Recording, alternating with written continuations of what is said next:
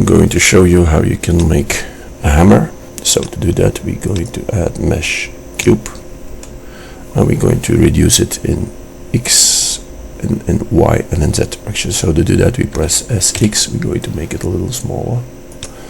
SY, we're going to enlarge it a little bit, and SZ, we're going to shrink it a little bit like this, so it looks more like a hammer. Now we go to edit mode, and we're going to use the face selection tool over there. Going to select that face, and we're going to extrude it in that direction.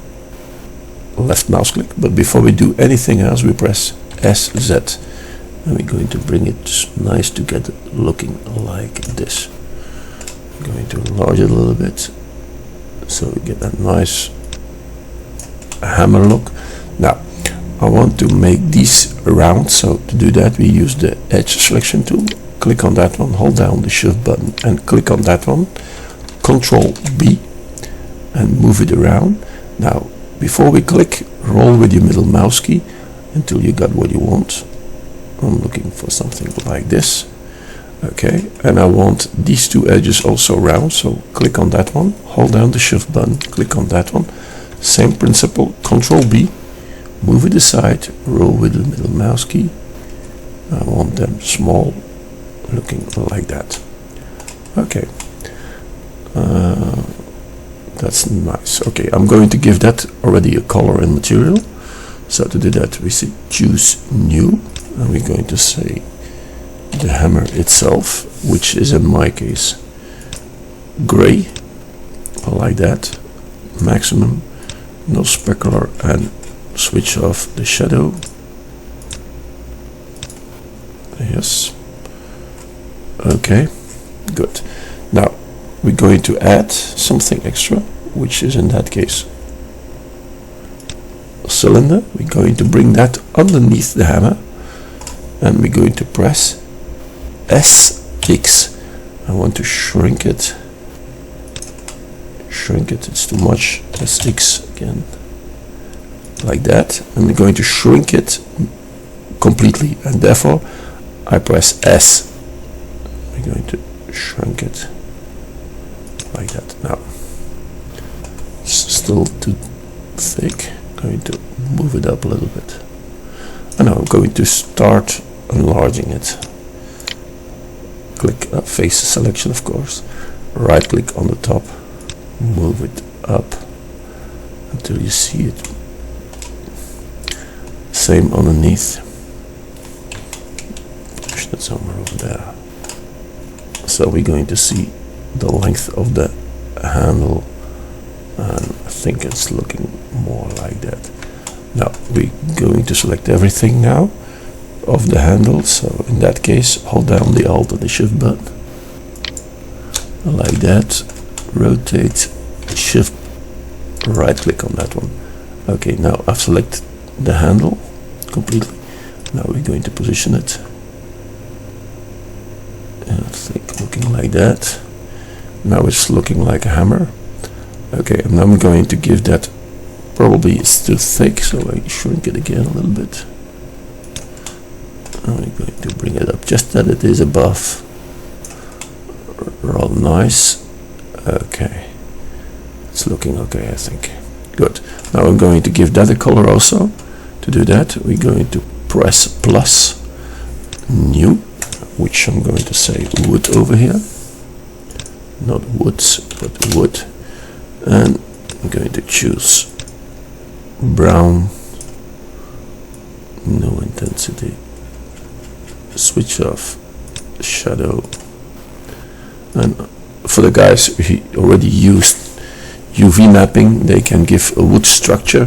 For the guys which are new or starters, I'm going to show in a very quick way how you can add a structure to it. So we choose texture, and I'm choosing wood on top.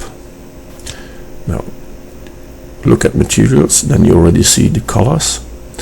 Now I want that in rings, looking like that, but the color also on the object, of course, and the color we're going to mix it together is I'm going to have a quick look. Yeah, it's looking like that. That's the one I want. Okay, when this is good, go back to materials and say assign. When you choose over here wood and you say assign, every selected object is now assigned to that material. In my case, the wooden hammer. Okay, select A for deselect. Now I'm going to make that underneath a little round, so going to edge selection, right click on that one, hold down the Alt button and right click on that one, Control B, same as on the other side, move it up and down, make it a little round like this. Okay, good. A to deselect, A to select everything. Now we're going to position the camera. To do that, lock camera to view, cursor on the screen, 0 on the num keypad, and we're going to rotate. I'm going to rotate the hammer through the y-axis, so RX 90, 180 minus 90. Yeah, that's the one I want. Left click. Now we're going to rotate it. Yeah, that's the one I like. Cursor on the screen, press 0. Now the only thing necessary you need to do is reposition the lightning. To do that, select the lightning. Press escape, of course, first. Lamp. Bring that one. Oops. Not that one. But bring that one down. There's the camera. Okay. Going to position one over here. Shift D. Going to position one over there. It could be that the lights are not good position, but I think everyone is good enough with that. And I'm going to add a plane mesh, a plane, which I'm going to rotate Y90, and we're going to position it just behind the hammer. Press S to enlarge it.